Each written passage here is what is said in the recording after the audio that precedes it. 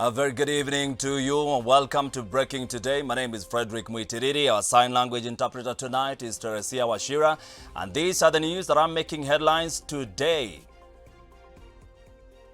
All right, I'm being informed that we can continue with the bulletin, and these are the news. Welcome to the bulletin. Troubled Kapsaret MP Oscar Sudi has been released by the High Court of Nakuru on a cash bail of 500,000 shillings or 1 million shillings bond. Justice Joy Ngugi has barred the politicians from attending and addressing public rallies or making public statements concerning the allegations against him until his case is heard and determined. Sudi, in his application, sought orders by the court to have him out on bond and not 7 days in the cells as ordered by Chief Magistrate Joseph Kalo on Wednesday. His lawyers, led by Elgeyo Marakwet Senator Kipchumba Murkomen and Uasin Gishu Women Representative Gladys Boshole, together with LSK President Nelson Havi, argued that the trial court failed to be guided by the constitutions when it ordered the lawmaker to be detained for 7 days to allow detectives to conclude investigations.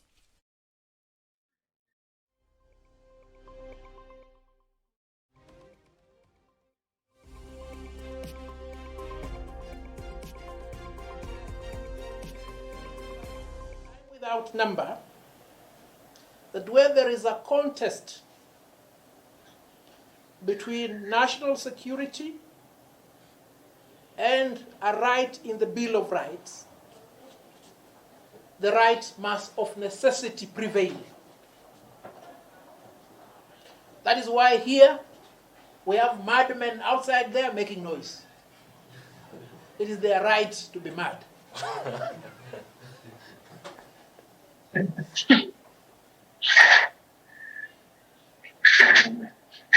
My Lord, on the issue of public interest, again, it has been said time without number that public interest is best served by upholding the law.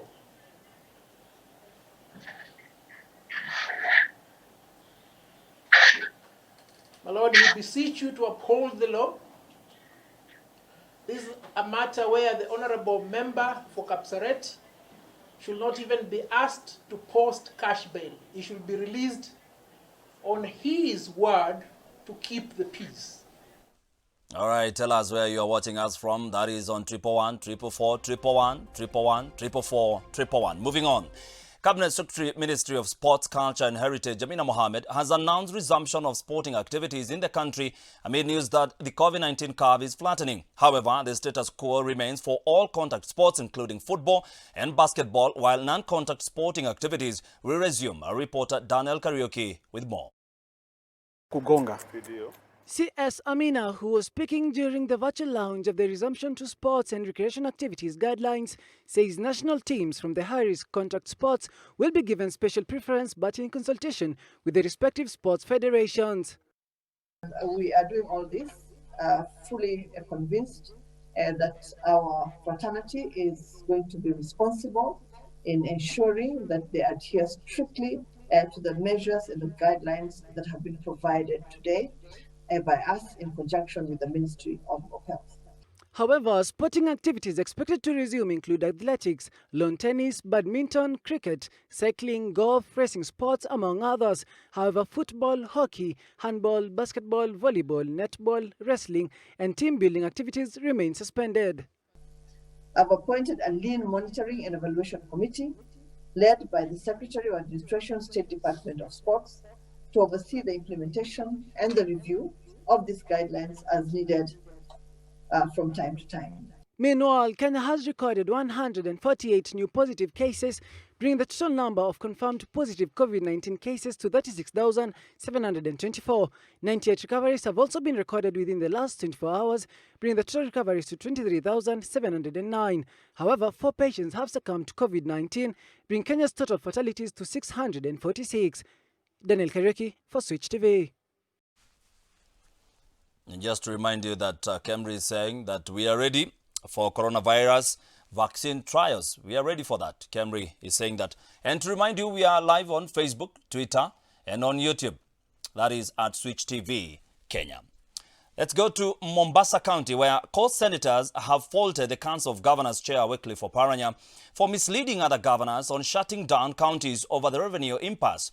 Addressing the media in Mombasa Senator Mohamed Faki, his Kilifi and Kwale counterparts Stewart Madzayo and Juma Boy Juma said it was inappropriate for COG to direct other governors to shut down services in counties amidst a debate on county revenue and COVID-19 pandemic. Wellington Ojwang reports. Senators from the Coast region have faulted the decision by the chairman of the Council of Governors, Wycliffe Oparanya, that directed other governors to shut down county operations over revenue impasse. While addressing the press, Kwale Senator Juma Boy said it was an ill call for the COG chair to appear in media and direct other governors to shut down services in the county. Kwa hivyo hicho kitendo tulichokifanya sisi wenyewe Senate tulijadiliana karibu 1 hour nzima kuhusu mwendo unaofanya huyo governor. Na sisi kama viongozi tukalani hiyo kitendo tulifanya. Stewart Madzayo from Kilifi County called on the citizens to be on the lookout so that the allocated money to the county government is not embezzled. Jukumu muhimu ni kwamba pesa hizi ambazo tumeongeza kulingana na uwezo wetu tuliokuwa nao, tunataka pesa hizi zitumike kwa hali ya kisawasawa, ziweze kufika mashinani na ziweze kusaidia wale wananchi katika yale maeneo wanaokaa. Their counterpart from Mombasa County, Senator Mohamed Faki, commended the senators from the 47 counties for agreeing on a formula where every county was a winner. Lakini kwa vile pesa zimeongezwa, ina maana kwamba mwaka ujao tutakuwa hatuna mzozo kama huu, na tunaomba kwamba serikali itekeleze ahadi yake ya kuongeza hizi bilioni 53.5 samani, ili tuweze kuwa na mgao ambao utatosheleza kaunti zote bila kupunguzia kaunti nyingine yote. He also added that MPs will debate on a revenue allocation bill on Monday that will see immediate disbursement of funds to counties for the first quarter. Ile County of Allocation of Revenue Act tutaipitisha kama ni Jumanne ama Jumatano, na hapo itakuwa serikali tumemaliza jukumu letu kama bunge kuhusiana na mgao wa fedha, na sasa itakuwa ni juu ya serikali kuweza kupeleka rasilimali kwa kaunti zetu kwa haraka iwezekanavyo. They also reiterated that the Senate had begun the process of formulating the County Revenue Allocation Act to guarantee a transparent revenue allocation and save the taxpayers' money. Naam, karibuni. Mko tayari tuanze? Wellington Ojwang, Switch TV. Maseneta wenzangu, I want to apologize. The name of Kwale Senator is Boy Juma, not Boy Juma Boy. As I had said earlier, it's Boy Juma. Now, this story leads me to asking this question. Do you agree with the Council of Governors' decision to shut down the counties? Do you agree with the Council of Governors' decision to shut down the counties? Talk to me on 111 444 111 111 444 111. And moving on, Deputy Inspector General of Police Edward Mbogwa has said police officers can move out of stations and record statements from persons living with disabilities who have fallen victims of crime, noting that it's been a challenge for persons with disabilities to reach at police stations and make reports or record statements after they have been affected, failure of which police officers reach out to the people at their homes, he noted, has in many cases contributed to dismiss of cases affecting persons with disabilities due to lack of concrete evidence. The Deputy IG was speaking in Maragua police stations, where he graced an occasion organized by Ahadi Kenya Trust in partnership with Fungua Bees organization to clean the station and donate food to people living with disability. It is the duty of the police officers to come out of the station and go where the crime has been committed or where the witness is and record the statement. Recently I saw an officer in the newspaper. He left the police station and he went out to serve a person living with disability kwa gari yake alienda kuandikia ombi. Kwa hivyo hii ni kuonyesha polisi wameanza kubadilika. Na ule hata badilika then tunaacha yeye chini, sisi tunaendelea na safari. All right, okay, we take a quick short break. We'll be back with more. Talk to me on 111 444 111. Do you agree with the decision by COG to shut down services in counties? Talk to me now. I'll be reading some of the SMSs in a short while.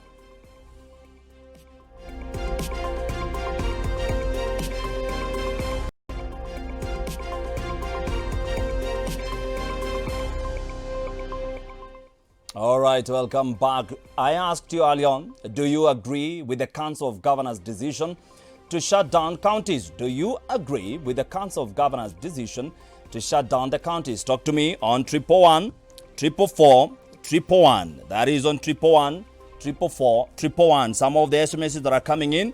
Samuel Karanja, you're saying you're watching. Thank you very much. Branson Kelvin, you're saying Ndani kutoka Umoja, looking sharp. Thank you, brother. Gatobu Edwin, you're saying you're watching. And now, moving on. Since the first COVID-19 case was reported in the country, paramedics have been working tirelessly to ensure responses of reported or suspected cases. Today, we share the story of hidden heroes who have been battling a war with the invisible enemy.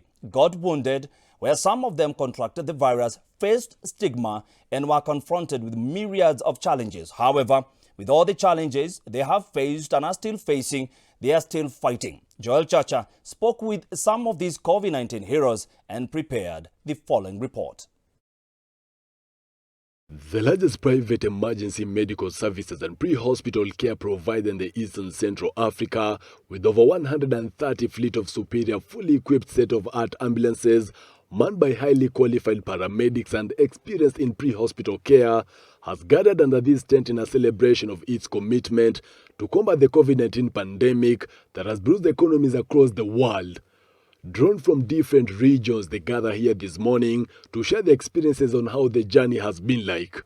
This was a very uncertain time, difficult, traumatic, psychologically, both for the staff and their families, and we never knew what was going to happen the next day. So it required us to be resilient and to continue just being focused on doing what we needed to do, and also our moral and professional responsibility of being in the front line. After fighting the invisible enemy for more than 4 months, Carol Wanjoya, a paramedic who was stationed here in Nairobi, contracted COVID-19. She tells us of the discrimination she encountered.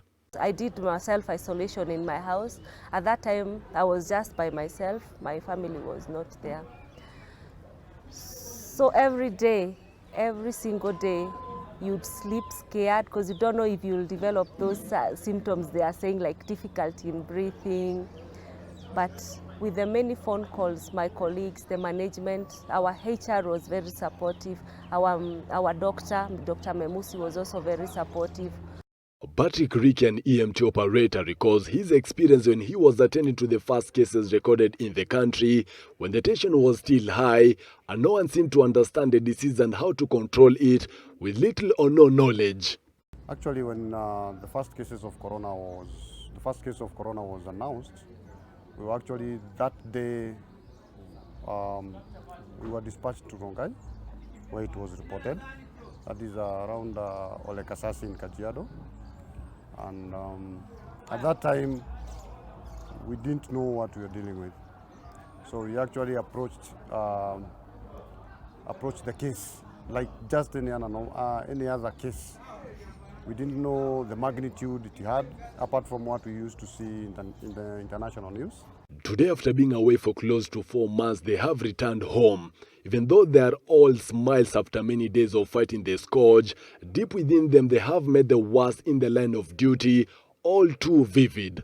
I've lost a couple of friends, not even that I directly was involved with them. I just decided they should know what I'm doing and what's happening to me. So they stopped associating with me socially. At some point, you would go to an evacuation and find a very, very sick person, probably an ICU intubated patient. And this patient depends on you. His or her life is at stake. And it's you that their life depends on. So it really actually, let me say, it molded me actually even to be a better paramedic.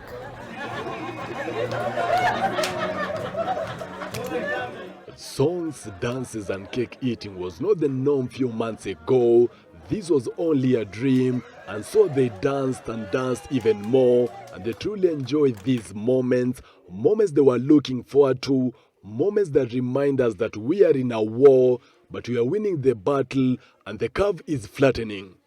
With the Ministry of Health having reported that some frontline health workers have contracted COVID-19 and some of them losing their lives, the E-Plus paramedics are holding on to help the country until it overcomes the pandemic. Joel Chacha, Switch TV, Nairobi. And it was Sauti ya Simba. Joel Chacha, thank you for that piece. The University Students' President Council has said that the recent acquisition of desks from schools costing 1.9 billion shillings is a grave mistake from the Ministry of Education, and instead the government should have learned from the pandemic on the need to digitize and adopt modern technology, and this passes as a misappropriation of Kenyans' learners' resources. They wanted to digitize education. They promised that they will buy laptops to nursery schools. The 1.9 billion can do that at this moment. By now, it should be a basic need for every Kenyan learner to access laptop and internet services for the purposes of e-learning. We therefore demand a review of the project and the redirection of the funds to acquire such equipment for all learners in Kenya. Now, the residents of Kurawa area in Magarini sub-county have today protested against the expansion of salt manufacturing company near their homes. As Kennedy Kimani reports, their residents accuse Kurawa Salt Company of extending its dikes near their farms and digging trenches without creating a buffer zone, which is creating a major health hazard due to dust that flows to their homes. Residents in Kurawa say that there is a lot of dust and strong winds blowing towards their homes, which contribute to diseases, making it difficult for them to enjoy their normal lives. They term the expansion of the Kurawa Salt Manufacturing Company as illegal, as there is a matter pending in court between the residents and the company that is yet to be concluded. Mwaka 2014 Kurawa iliweza kufurusha familia 4 zikiwemo ya mzee Ngombo, mzee Makoko, Ogada na wengineo, ili kuweza kupata ardhi kuweka mabirika ya kuvuna chumvi. Chadi Moringa, a mother of 8 children and residing next to the expansion area of Kurawa, says that they are giving the salt farm 14 days to build a wall to act as a buffer zone, or else they will take action as a community to ensure they live in harmony. Hapa kuko na watoto nakwambia kila siku tuko hospitali na kupeleka watoto kwa sababu ya mafua, kwa sababu ya vumbi la Kurawa Salt. Peter Komora, the project coordinator of Malindi Rights Forum, which fights against human rights, says that the investor and the community have had a conflict for over 20 years following injustices done to the people. Lakini baada ya kuingia hii corona wakapata advantage kwamba vile kesi ilikuwa hazifanyiki kotini, wakachukua nafasi kwamba endelee kubomoa, yaani wakaongezea shamba, kupanua hiyo shamba. Kesi ambayo sisi tunajaribu kusukuma kwa wakili wetu usifika kotini sababu ya corona, yeye amechukua hiyo nafasi, amepanua hiyo shamba kufikia kiwango hichi. Ukiangalia pale vile unaona sahihi, amebomoa kesi kwamba hawa wakulima ambao wamepakana kabisa hiyo shamba wanapata shida ya baridi na vumbi. The residents now want the government to stop the company from expanding and fine the investor for going against the court order. Kennedy Kimani, Switch TV. All right, some of the SMSs that are coming in. Watching Switch TV, my channel, my choice. Thumbs up, you guys, especially on the type of news you air. Long live Switch TV. Lynette from KNH. All right, Judy from Nairobi. They should forget about that. I disagree because I think COG doesn't hold any jurisdiction to do that. Kevo from Dungiri, IME. Now, moving on. There is a need for the Act of Parliament, which formed the KEMSA body, to be amended into having more bodies to supply medicine across the country. in order to reduce the high level of corruption which is brought about by the monopoly enjoyed by Kenya Medical Supply Agency, KEMSA, according to lawyer Kefa Mogire. With the LSK chairperson Nyanza Region Wilkins Ochoki, ever since its formation, the Kenya Medical Supply Agency has been swimming in the monopoly without any opposition, and if the act can be amended to apply competitors' bodies come on board, KEMSA will be up in arms, will up its game and stop manipulating Kenyans by exaggerating its prices. By creating KEMSA that ensures that procures drugs and everything for health entities in the Republic, it's a monopoly.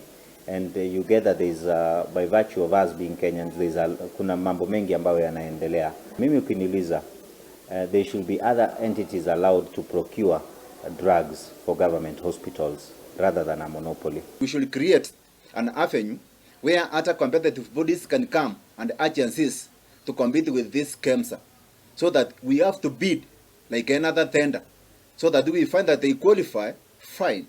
But if they do not, we allow that body which favors the economy. All right, some more SMSs from 111 444 111. Naomi from JD, I am watching the bulletin. Thank you very much. I'm really enjoying watching news this evening from Switch TV, the home of legends.